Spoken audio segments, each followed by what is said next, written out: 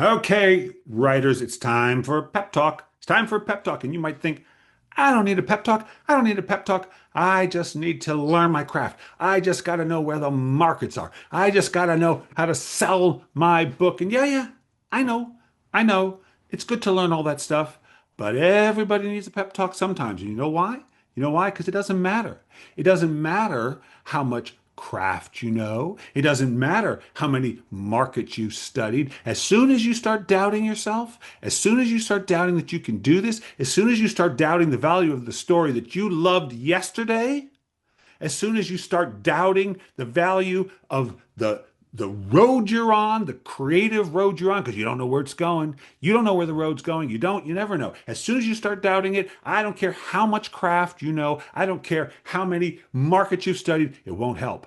Doubt ends the value of all that. Doubt cuts you off from your genius. Doubt cuts you off from your ideas. Yes, it does. So a pep talk. A pep talk is necessary. And sometimes we all need it. I need it too.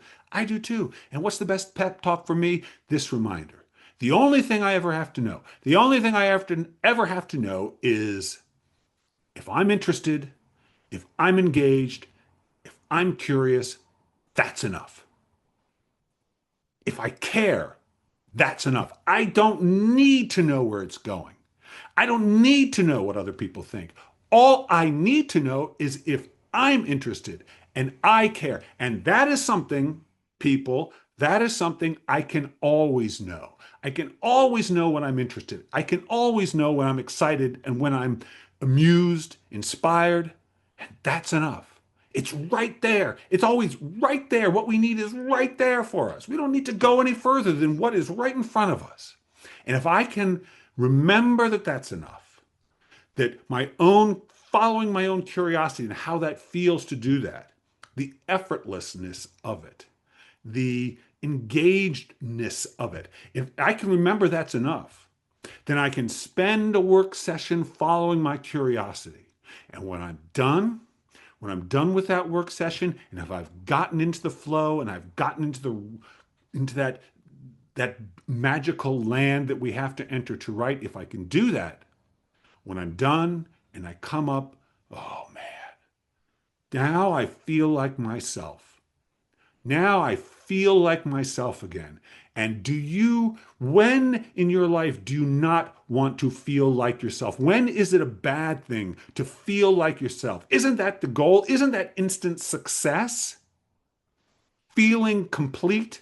Feeling like you know why you're on this planet? All the other stuff, the publication, the money, and the awards, and blah, blah, that comes, it comes, it comes. But it only comes if we get on the road we're supposed to be on. And the only way to know if we're on that road is how we feel when we're on it. And the only way we're supposed to feel when we're on it is good. And isn't that a win-win? Yes, it is. So there you go.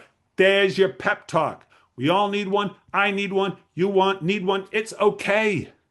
It's okay to need one because you got to having to believe in something. You're having to believe in something that only you can see. Only you know the story that you're trying to tell. Only you can see the path that you're on. You alone can know if it's worth traveling. It is.